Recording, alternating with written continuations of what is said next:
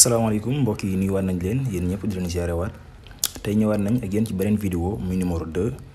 ñu fas yéene waxtaanee li nga xam moo di confiance en soi ñu fas yéene ci ànd ak ki nga xam si moo di Xaadir mu indilaat ñu ci ay leeral ñu waxtaan ci pour ay jëriñ mën ci génn ba nañ ko jëriñoo ñun ñëpp kon Xaadir ñu ngi lay nuyu. ñu ngi lay nuyu ñu ngi nuyu ñëpp ñuy déglu podcast yi ñëpp.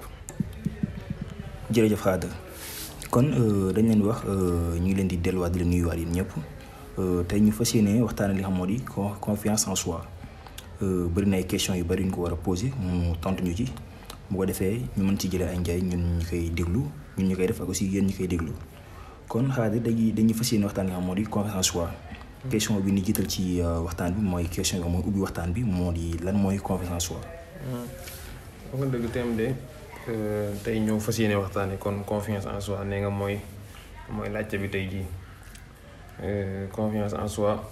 muy lu yomb a décrire aussi lu naqaree décrire parce que confiance en soi niñ ko mën a firee ci wolof maanaam mooy nit mu am ngëm-ngëm ci lim man wala mu am ngëm-ngëm ci lim xam ngëm-ngëm ci li nga xam wala ci li nga man nekkul loo xamante ne dafa nekk sûrement loo xamante ne xam nga ne lii luy sotti la wala déedéet confiance en soi maanaam ci niñ ko mën a tënkee mooy loo xamante ne ngëm-ngëm bu nekk si nit la boo xamante ne nit ki su ko amul duñ ne la sax du mën a réussir li muy def waaye du yomb dañuy wax ne fukk yu nekk juróom-ñetti yëpp boo koy def il faut nga am confiance en soi maanaam il faut nga am kóolute ci ne lii de mënaan naa koo sottal wala lii mën naa ko wala li may jàng mën naa ko xam loolu maanaam mooy confiance en soi il faut nga am ngëm-ngëm yow nit ki ci ne mbir mi mën naa ko sottal nga am ngëm-ngëm def ko maanaam ñeme il faut nga ñeme dem bureau liggéey il faut nga ñeme ci li ngay def loolu noonu lañ mën a tuddee confiance en soi. Confiance en soi nekkul lu yomb parce que mën nga am confiance en soi mën nga am ngëm-ngëm nit mën na am confiance ci boppam ci benn mbir fekk da du am confiance ci beneen mbir waaye li tënk te gën a gàtt gën a gaaw mooy mbir mu nit di def ci àddina rek il faut mu am ci ngëm-ngëm ne lii lu mën a sotti la ndax boo xëyee di liggéey kenn waxul ndax sa journée dina baax kenn waxul ndax sa journée di nga am lii wala di nga am ne déedéet mais yow am nga ngëm-ngëm ne dina am tel la plupart li nga xamante ne yow loolu nga sumboon comme objectif ne lii dinaa ko am li ci ëpp loolu ngay faral di am ça veut dire que te bi ngay dem amul dara lu mën a garanti que ne yow mi mën nga am lii waaye si ngëm-ngëm bi nga am moo waral nga mën a sottal loolu daanaka boo xoolee li ëpp ci li ngay natt lu tolloog loolu ngay am wala ci lu ko gën a néew tuuti wala lu ko ëpp tuuti ça veut dire que nit mënul ñàkk am confiance en soi nit mënut am ñàkk ak kóolute ci boppam dañ ci wax sa gëm sa bopp de gëm comme ni nga gars yi waxee gëm moom yàlla lañ koy def waaye wóolu sa bopp moom mën nga koo def waaw ci mbir mu nit di mën a sàkku lu ne su fekkoon damay tënk loolu man lay tënkee confiance en soi confiance en soi maanaam mooy man gis naa benn xale bu jigéen bi dama ko bëgg il faut nga am confiance capacité am fitu takk sa fit même bu fekkente ne yow lii amoo habitude di ko def moo tax miinoo ko xëy na ragaloo ko sax mais da nga ko miinut ndax yaa ngi def xëy na leneen lu gën a pire loolu wala yaa ngi def lu gën a ñeme loolu si beneen affaire te fekk doo ko def si loolu ça veut dire que lii ngay def amoo habitude di ko def tam moo ko di ko def moo tax doo nekk en l'aise ci def ko léegi nag confiance en soi mooy tax mbir mi nga xamante ne dalaa war te mu nekk lu baax nekk lu mënta ñàkk loolu faaw nga am confiance en soi pour def ko parce que loolu boo ko defut yaa ngi risque sa dund ci yoon bu baaxut waaw loolu su ma doon tënk ci gàttal noonu laay tënkee confiance en soi. soo ñu doon leer la mooy confiance en soi kon loolu nga wax daal moom loolu la ñuy jàpp. waaw léegi deuxième question bi day dugg ci li nga xam ne moo di ginnaaw bu ñu xamee lan mooy confiance en soi ba pare dañ bëgg a xam nan la mën a def pour am ko.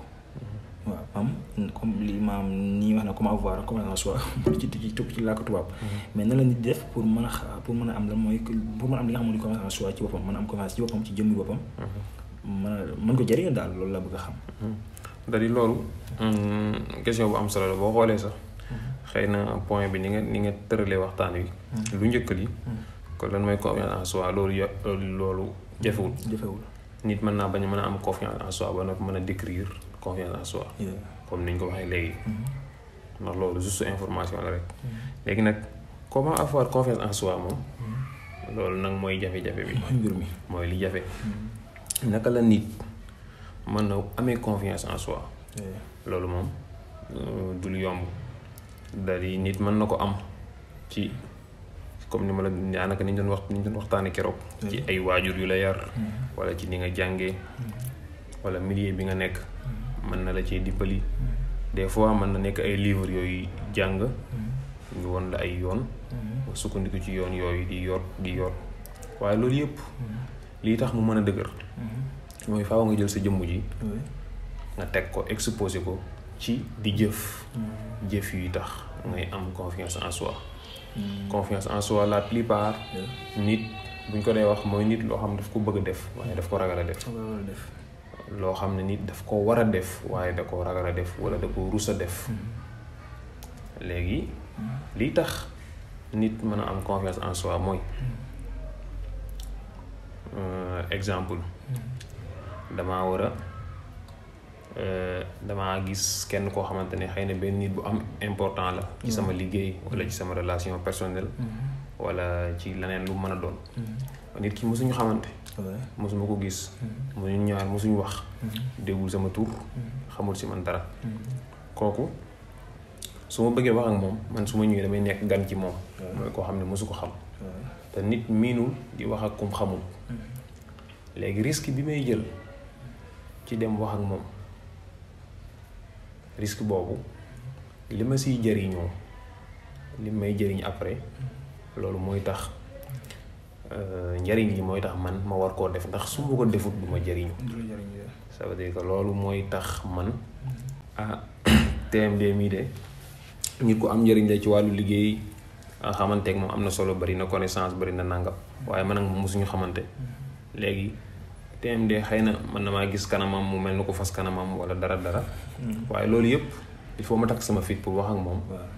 pour li ma soxla man mu mën a sotti comme si que boo gisoon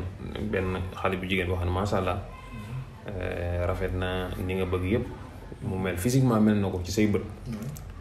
léegi il faut nga takk sa fit pour dem wax ak moom li nga yëg ci moom boo defulee loolu moom du ko xam te benn sax xëy na li ngay ragal mën naa am nekku si waaw même bu si nekkee sax après loolu noonu du la tax du la wàññi dara après day yokk sa confiance en soi bi nga doon wax léegi rek ndax dina tax yow plus que ngay gën a dem plus que li nga amoon noonu jafe-jafe boobu noonu ci mën a wax ak nit koo xamut wala mën a jëf ak nit koo xamut loolu dina deñ si yow confiance en soi aussi lu mel ne mën naa la jox benn exemple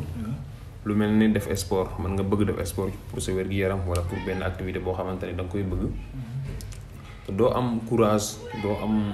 ñemeeg ñëw jékki-jékki takk say dàll jëm dem sport benn yaa ngi xalaat ay rus wala nit ñi lay tooñ wala ñi nga xam dañ lay blague te loolu ay tooñ la nii rek yoo xamante ne yu sew sewaan la yoo xamante ne daanaka mooy baare nit ñu bari ci nit ñi waaye loolu nekkul lu am njëriñ loo xamante ne mën naa tax nit di bañ a jël ay risques pour bañ a dem defi loolu muy si liggéey muy si lu mën a doon confiance en soi yow da ngay xool résultat bi mu la mën a indil bis boo jëlee risque bi dem am confiance en soi pour dem defi li nga bëgg soo ko defee njëriñ la nga xamante ne moo say topp soo xoolee njëriñ la loolu dina tax nit ki mu motivé wu pour mën a dem defi loolu waaw loolu maanaam forcément rek il faut mu am njëriñ lu nekk ci ginnaaw yëf yi yoo xamante ne mooy tax moo lay soññi yow comme tey jii su ma xëyee dem liggéey li ngay gagné ci sa liggéey loolu moo lay soññi ci nga dem liggéey. su may gisee soxna si macha allah mu taaru ma aborder ko su ma nangulee sama proposition solo si mooy après man dinaa am li ma bëgg li may am satisfaction bi may am ci sama bopp kane man mii kat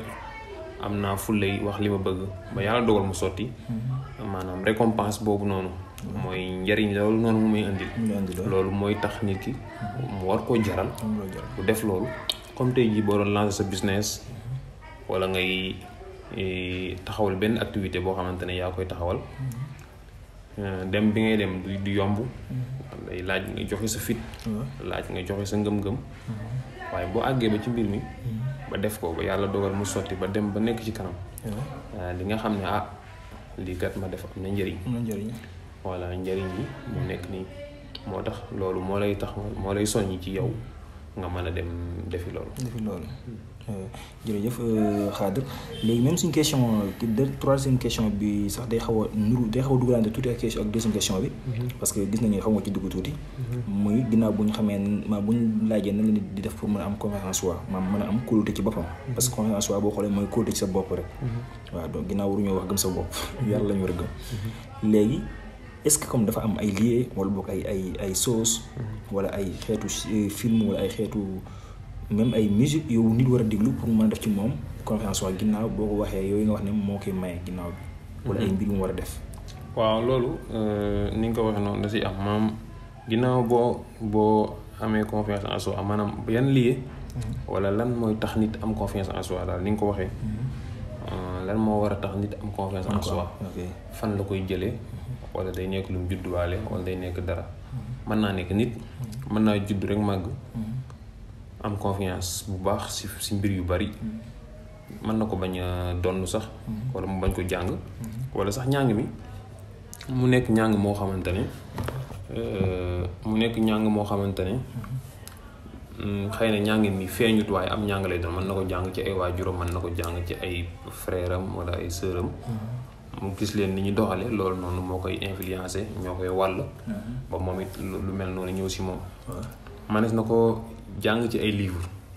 ndax bari na ay téere yu ci bind wala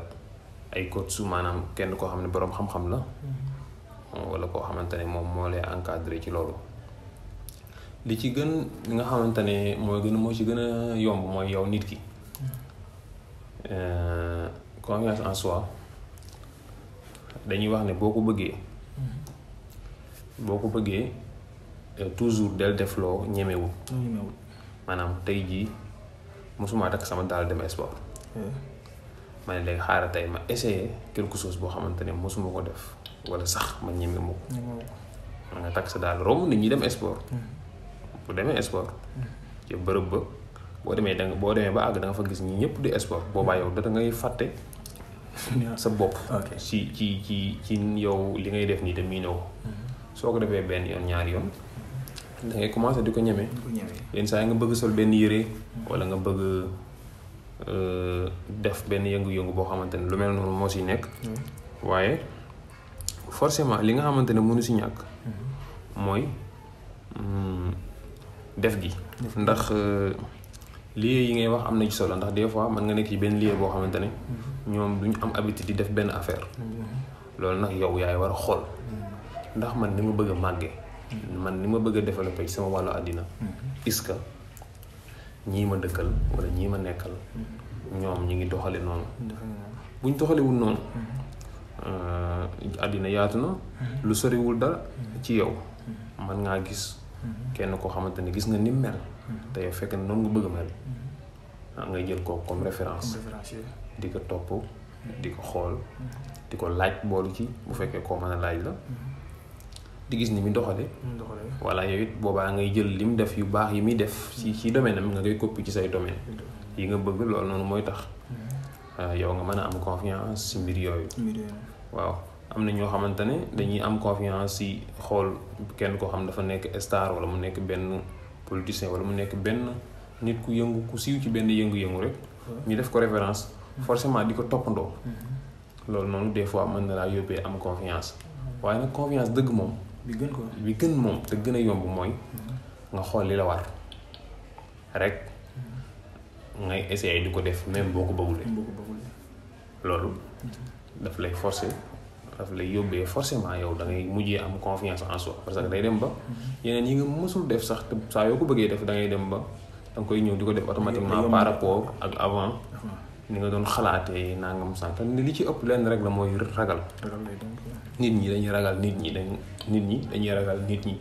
wala ñu ragal ñàkk wala ñu ragal beneen xeetu ragal mooy waral nit di manque confiance ci boppam waaye li ci leer ba leer mooy bis bu set daal del di xool li nga bëgg te mu war la te nga war koo def nga koy def même si boo ci amul envie dee ko def loolu noonu day yokk sa confiance bu baax a baax waaw ci ragal bi nga wax noonu sax léegi ci maa ngi xool ci journée bi tey maa ngi gis benn publication ci benn femme voilée ci commentaire yi nga gis benn femme boo xam ne moom dafa bëgg a dafa voilé comme kooku mais ne nit ñi day ragal nit ñi quoi nga xam ne même nit ñi des fois dañu bëgg def lu baax sax mais dañuy sóoraale nit ñi quoi ba duñ ko mën a def waaw loolu moom mooy àddina nit ñi moom képp ku leen ragal man nga leen ragal sax ci def lu bon def lu bon moom d'accord boo ci ragalee nit ñi loolu lu baax la waaye bu dee lu la war la ak lu baax la moom amul ragal amul ragal loolu amul ragal waaw nit bu waree def lu baax wala lu ko war wóoru si ragal dara quelque soit lu mën a xew boo ko xamee rek yow da nga war a nekk ci li lay may dara ndax nit ñi ragal leen du la may dara waaw li lay may dara mooy ngay def li la war waaw loolu moo lay may dara kon nit il faut mu am confiance bu baax ci boppam pour mën a engagé wu di def li ko war di def li ko bëgg bu bëggee dem sport def bu bëggee sol yére bu rafet mu sol parce que loolu noonu ngay wax ñun ñi dañ doon dal bi ñu nekk daara ja dañuy dem ba tàmm di sol ay yére yu tilim ba buñ solee yére yu bees wala yére yu set dañuy am kersa di ko sol ndax tàmmuñu ko ça veut dire que loolu yëpp ñàkk tàmm la rek actuellement yére yi nga doon sol ci daara ja rus nga ko sol waaw rus nga ko sol ça veut dire que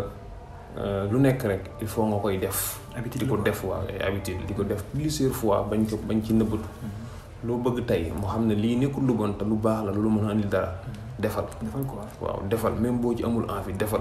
soo ko defee benn yoon ñaari yoon ñetti da ngay gis mu commencé nekk en l'aise ci loolu am day dem ba day nekk bokk ci say habitude dootoo ko sax faale comme tey jii lu mel ne nit mu ñëw nga rus ko mu sant la loo mënut il faut nga am confiance ci sa bopp ne ko lii mënuma ko même boo koy waxee ak yar ak teggin nga ne ko mënuma ko parce que boo nee mën naa ko te fekk mënoo ko jafe-jafe la lay andil moo tax nit il faut mu am confiance ci boppam su gisee lu mu bëgg mu daw wuti ko bu gisee ku mu bëgg a waxal mu dem wax ak moom su gisee lu mu bëgg a def mu def loolu engagé wul kenn moom la engagé même question bi sax dama dab léegi bëggutoon ci question yi maa ngi jégalu mais ba tey jàppoon tamit maam technologie bi ak maam avancement àddina bi portable yi est-ce que portable beaucoup li empêché nit ñi tamit pour ñu mën a am confiance en soi parce que des fois da ngay gis ni mu dem ci benn événement moo xam événement boo xam ci famille am la wala bokk ci leneen moo leen boole ak ñoom mais day egg au lieu mu egg jéem a jaxasoo ak nit ñi jéem a kaf ak nit ñi jéem a minute aborder ay nit yu mu xamul mais day egg rek téye téléphone am toog ci coin quoi ba jug ñëpp bi loolu tamit yaakaar naa day empêcher nit ñi ci pour ñu jotee loolu. waaw loolu moom lu rëy la ci sax loolu daanaka dañuy wax ne am na benn côté bu mu defar tuuti waaye am na lu bari lu mu yàqu aussi technologie bi surtout nit ñi seen téléphone yi daanaka am nga nit moom saa yu jaaxlee rek day xool lu fu mu mën a seree la xolam nu mu gën a gaawee moo waral boo nekkee ci bërëb boo minute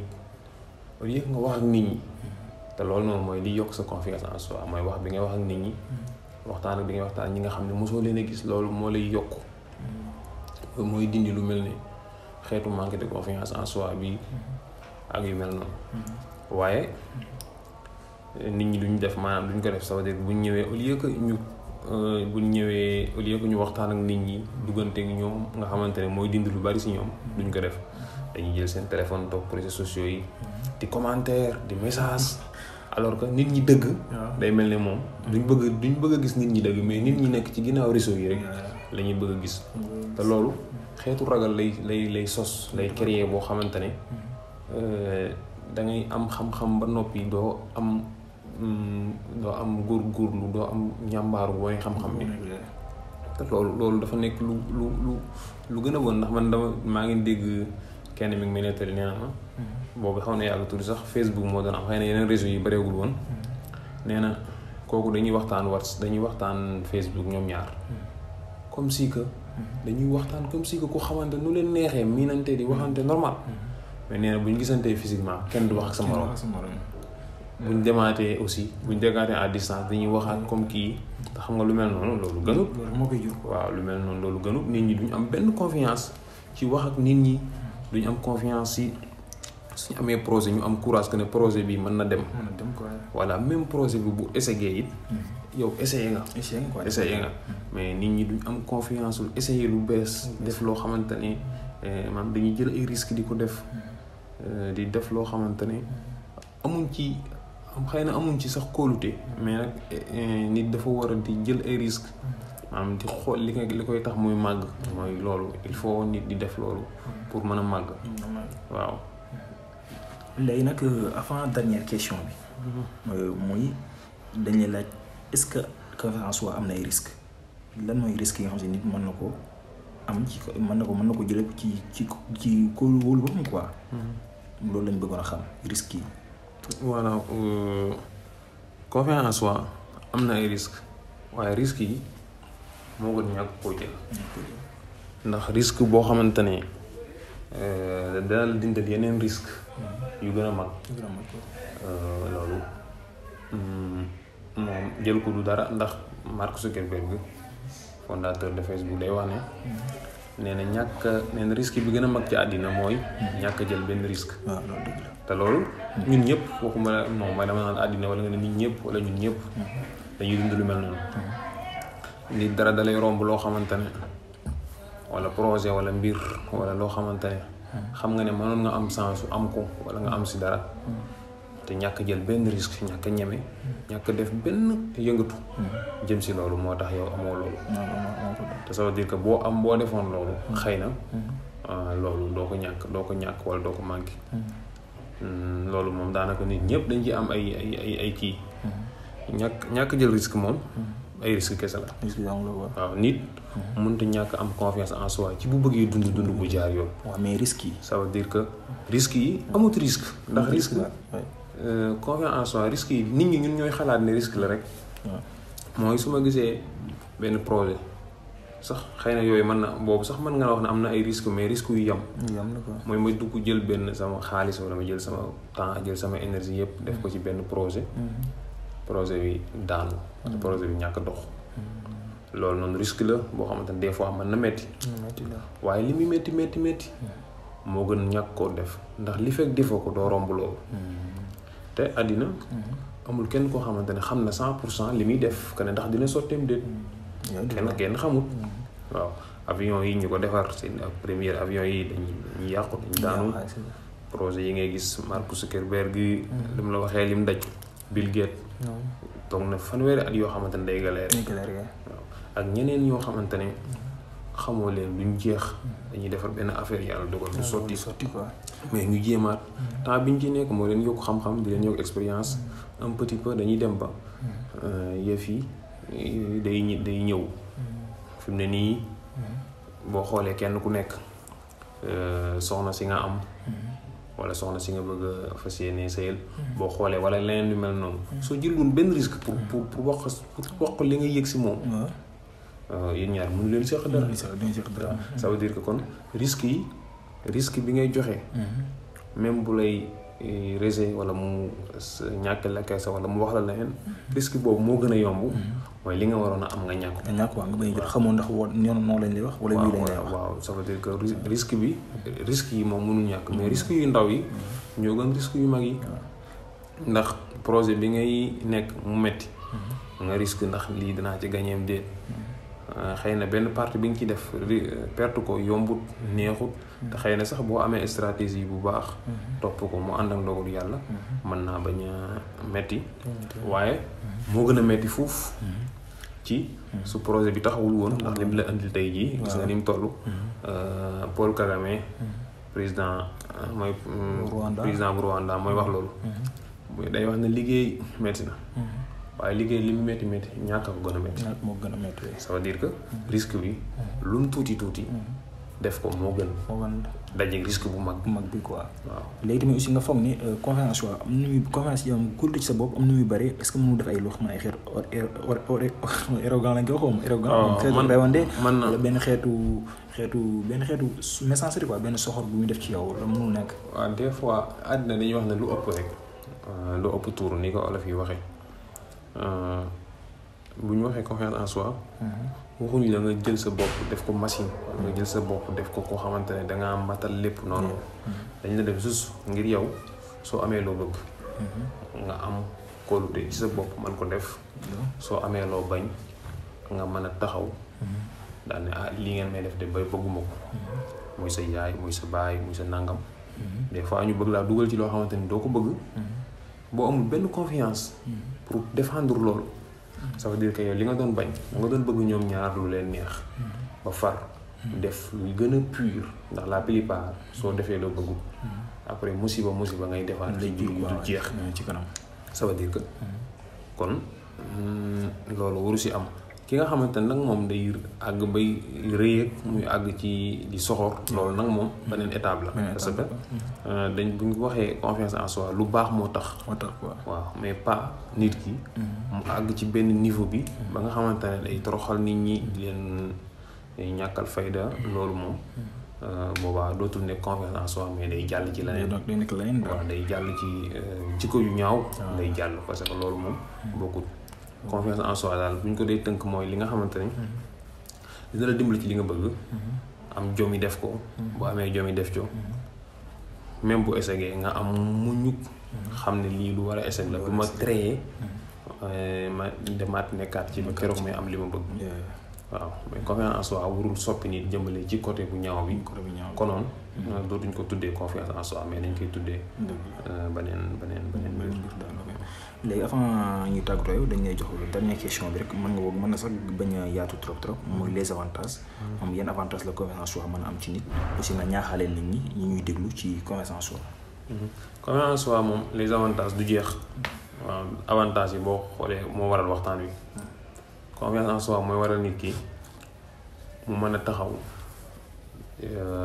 ut li mu bëgg am kóolute ci ne lii dana sotti confiance en soi mooy tax projet yi ngay samp nga am kóolute ci ne dina dox bu doxee ba sotti loolu moom avantage yi kenn xamul nu mu toll. ça veut dire que si boo ko defulee musiba mi ci nekk si boo ko defee avantage yi noonu la mel. waaw boo jëlulee risques yi ndax imaginer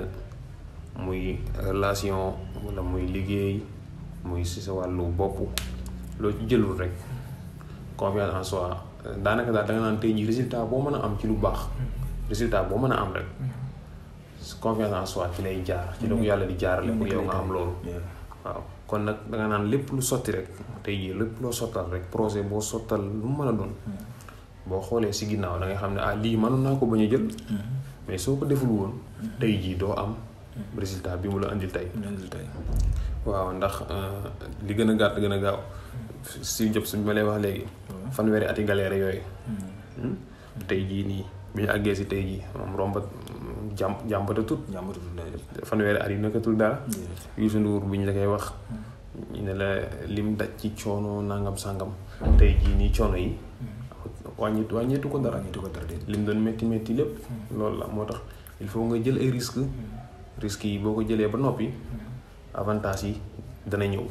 forcément ndax fi mu ne nii boo nekkee xale 30 ans 40 ans nga nekk millionnaire milliardaire ça veut dire que xam nga ne risques yi toll na yi nga jëloon récompense yi rek moo ñëw boobaa c'est pas forcément ngay liggéey ba am 60 ans doo retraité wala xeet yu mel noonu waaw kon Khady waxtaan bi leer na am na solo ñu ngi lay sant bu baax a baax ci sa disponibilité di la sant bu baax ci temps bi ñu jox ci leeral yi ñuy dimbalee di la jaajëfal di la wax nga tàggatoo ak ñi ñu doon déglu. ok TMD baax na maa ngi nuyu gars yi ñëpp di leen jox dig daje semaine prochaine incha allah. jërëjëf Khady kon sama gars yi ñu leen di jaajëf yéen ñëpp di leen jox di daje ci beneen vidéo jaa ngeen jëf.